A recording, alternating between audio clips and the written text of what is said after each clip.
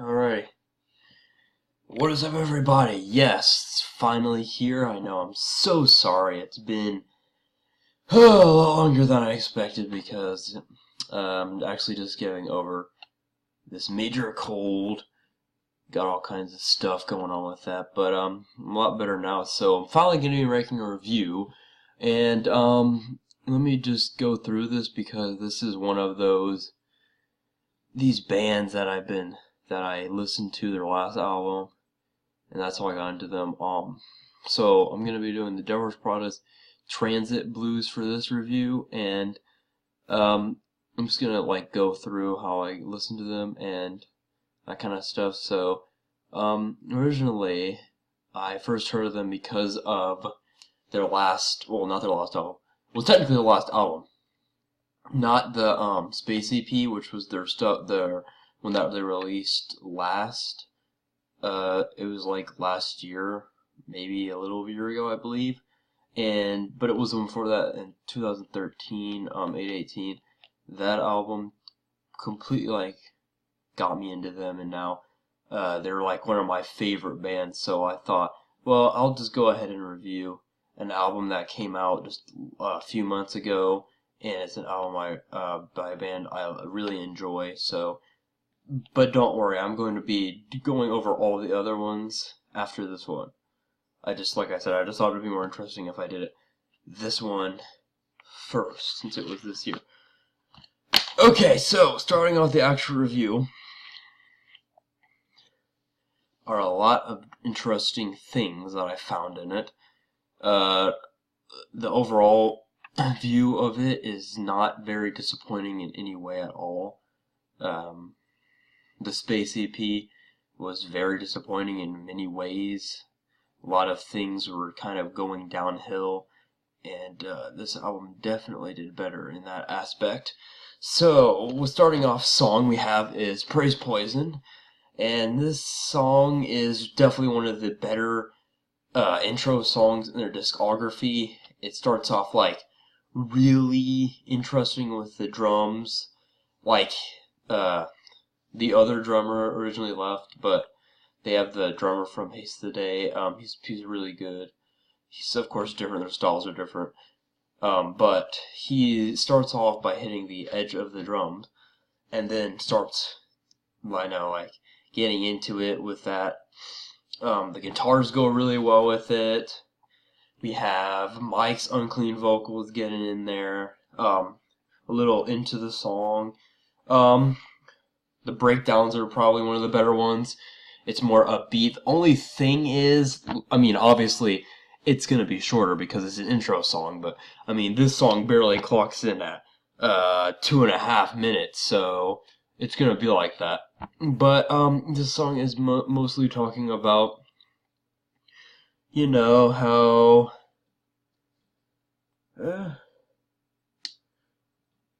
this album is one of those albums where it's all Mike's feelings are coming out of it, because pretty much the whole album is excessively melancholic, it's sad, it's depressing, it's just all of his feelings that he was bottling up over the past 3 albums, which is 5 or 6 years. If you go back from Dead Throne, is coming out, so that's what it has with there, and lyrically not the worst. So yeah, that song is great.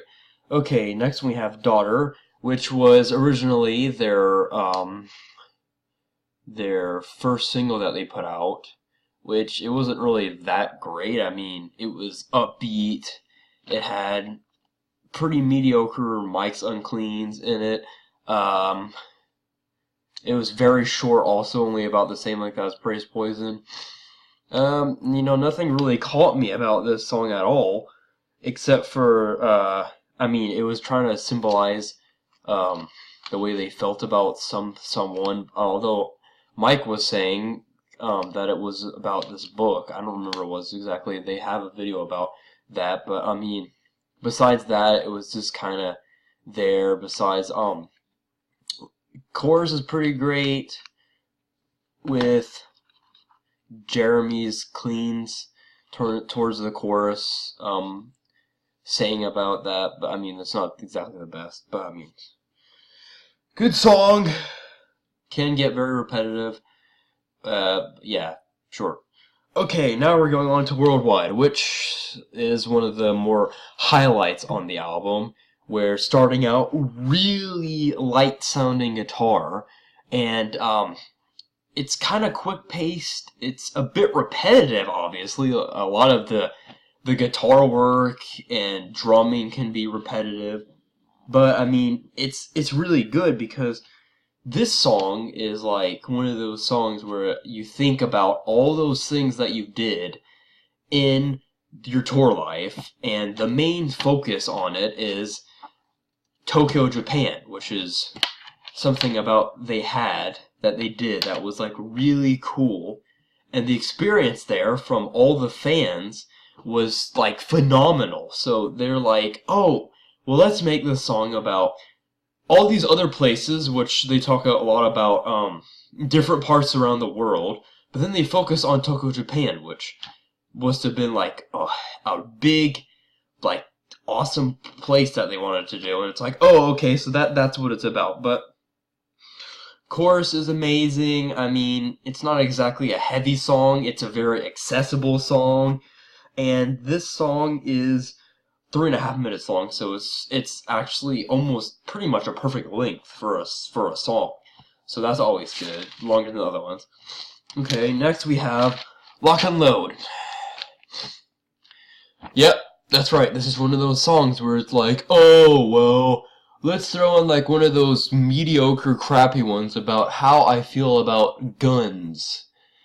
And how they're supposedly used improperly, or they're evil in some way. And, yeah, you can tell Mike is very liberal. He was brought up like that. Now, the thing about this song that actually really even makes the cut, is the background of the keys, and on the parts, like, in between the bridges, where Mike is like telling, talking about how they should not be used that way, and oh, we're too accessible to use them, and oh, you shouldn't do this, oh, they shouldn't do that. They've shown so many tragedies, which they have, but the problem is the way he's explaining it, which, like, I respect his opinion, is not really the correct way. It's just by a stereotypical liberal, which is, oh, they're so evil, they should be outlawed, blah, blah, blah, blah, and stuff like that. So, I mean, it's not a very accessible song, generally, at least for me and probably a lot of people, and, the length is not bad, a little over 3 minutes long, but, I mean, this song is obviously the worst song on the album so far, so yeah. Moving on to Flyover States, this one, in a lot of ways, lyrically, is similar to Worldwide, except for I think a lot of it has more to do with, like, generally speaking, they were, like, going all over in certain areas that made it like that, made it to where they thought certain things, which was very, very great. I mean, the start of the song is really interesting. The keyboard, kind of slow at the beginning with the build up, and then Mike's uncleans kicking in. One thing you gotta notice is a lot of the songs on this album, besides Pretty's Poison so far, as you know, starts out with keys, and they're more like keys, except for, I guess, Daughter. But, I mean, a lot of the times they do that. And, the breakdowns aren't the best. Build-up is pretty good towards the middle of the song, but besides that, like I said, lyrically, the song is more like an extension of Worldwide, lyrically, so that's what you got about it. 3 minutes. About 3.5 minutes long. Not bad. Okay, now we're on to Detroit Tapes. Now this song is, the shortest song. It's pretty heavy. It's got a pretty cool intro, very kind of similar to Daughter, I guess. But I mean, it's nothing really that great. It's not terrible though. It's not like Lock and Load where it like gets on your nerves. I mean, that's just the way it is. That's just what it does. Okay. Now the Condition. This song has probably one of the best choruses from Jeremy on it. It's talking about how they're starting to lose hope in humanity. It's all going downhill. It's like this it's all gonna go down like a big crash. Like Mike saying, "Let me be free" over and over again. And just the way all the keys mix in with Jeremy's cleans, the drums, the guitars, they're just perfect with the breakdowns, all those kind of things. Very breathtaking with Jeremy on those. And also a great song, about 4 minutes long. Okay, now we're getting on to my favorite song of the whole album, To the Key of Evergreen. I don't even know how to explain how good this song is, except for it's in my top 3 Devil Wears Prada songs of all time. That's saying something, because I mean, realistically, I don't really dislike very many other songs at all. The beginning of the song is like boom, boom, boom, boom, like this big heartbeat. And Mike's like talking all about like all these places that he's been, all the things that he's seen like from his childhood, and about like how all these memories that he misses of this person. I don't even know who the person is particularly, but I mean it's someone very special and dear to his heart. He has so much emotion in his voice. The way that the keys, oh my gosh. Before the chorus gets onto that bridge is like the best thing on this whole album. I think the album is, the song's good, like perfect in literally every way. The only thing is, I guess, if that's even a problem, is there's not exactly a definite chorus in it. Because it goes from one thing to the next, and that's just the way it is. It's kind of like a roller coaster, except it's a very enthusiastic roller coaster. This song is definitely my favorite on the whole album. It's 5 minutes 10 seconds, longest song. Great. Okay, now we're at Submersion, and we have very intriguing underwater sounding noises at the beginning of the song. Mike's coming in, like he always does, usually does after a certain point in the song. He does that with a lot of them. Usually starts out the song. Transition is good. Keys are great. I would actually say this one has the best when it comes to Jeremy's cleans. Mike throws in an "oh" to make the song a little more interesting in between bridges and the breakdowns, from the build-ups in between the chorus, and it's just awesome. And I just love the way Jeremy sounds. This song is overall accessible, great. 4 minutes 14 seconds, that's how we get. Okay, now on Home for Grave Part 2. Creepy, very creepy keys. This song is excessively melancholic, because this is an extension of the original song, Home for Grave, which was on the album 818. You guys should check that out.